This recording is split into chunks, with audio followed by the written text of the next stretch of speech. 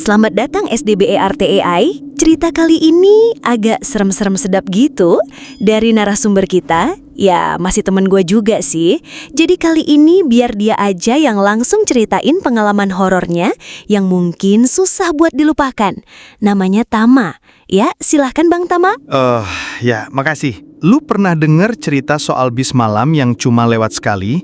Bis yang katanya cuma berhenti di halte tertentu, dan anehnya, nggak ada yang bisa ingat nama supirnya. Nah, ini cerita gua. Gua bakal cerita semuanya dari awal sampai akhir. Dan percaya deh, setelah lo denger ini, lo bakal mikir 2 kali sebelum naik bis malam.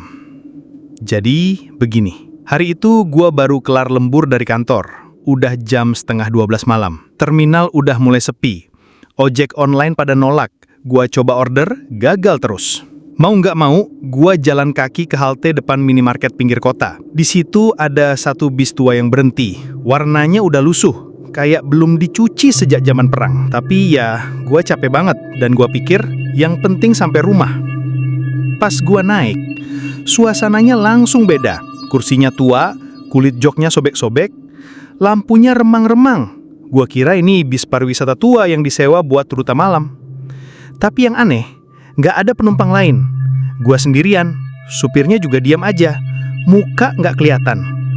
Gua sapa pelan-pelan, dia cuma angguk, nggak bilang satu kata pun.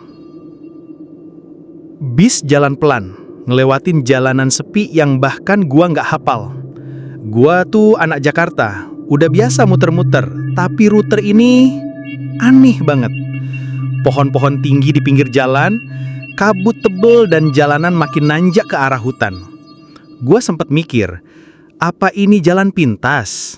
Tapi makin lama, makin serem. Di tengah jalan, tiba-tiba ada yang naik. Gua nggak lihat dia dari luar, tapi tahu-tahu udah duduk 2 kursi di belakang gua.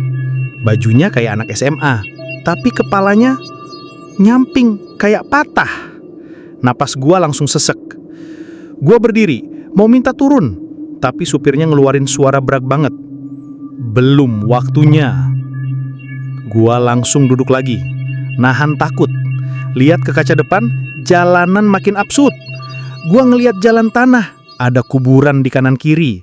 Dan di setiap pemberhentian, ada penumpang lain naik. Ada yang bawa plastik hitam besar, tapi udah lusuh kotor gitu. Ada ibu-ibu gendong bayi, tapi mukanya nggak jelas. Semuanya diem, hening. Gua ngerasa kayak masuk neraka. Gua coba buka HP, gak ada sinyal. Jam di layar stuck di pukul 00. Waktu berhenti. Gua panik, gua lempar tas gua ke lorong, berharap ada yang respon. Tapi penumpang lain cuma ngelihat gua bareng-bareng. Mata mereka semua hitam pekat, datar, gak ada nyawa. Dan tiba-tiba, salah satu dari mereka berdiri. Jalannya kaku.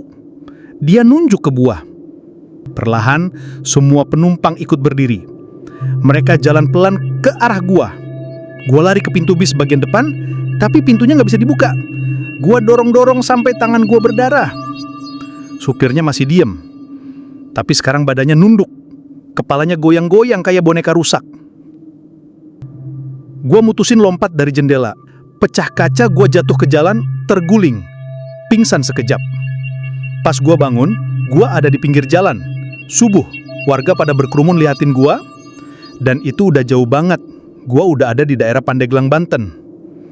Ya, sekitar kurang lebih 2 jaman perjalanan lah. Semenjak itu, gua sering mimpi buruk. Kadang pas lewat halte tempat gua dulu naik, gua masih lihat bis itu berhenti sebentar, terus jalan lagi. Dan kadang ada yang naik. Mungkin temen lu, mungkin lu sendiri. Jadi ingat bro, kalau lo lagi nunggu bis tengah malam, dan lo lihat satu bis lusuh yang kayaknya cuma lo yang lihat, jangan pernah naik. Wow, gila badai. Nggak kebayang kalau itu semua kejadian sama gua, bro. Gimana Sobat SDB RTAI? Kalau lo suka sama kisah ini, silahkan subscribe. Dan jangan lupa komen ya. SDB RTAI undur diri dan salam misteri.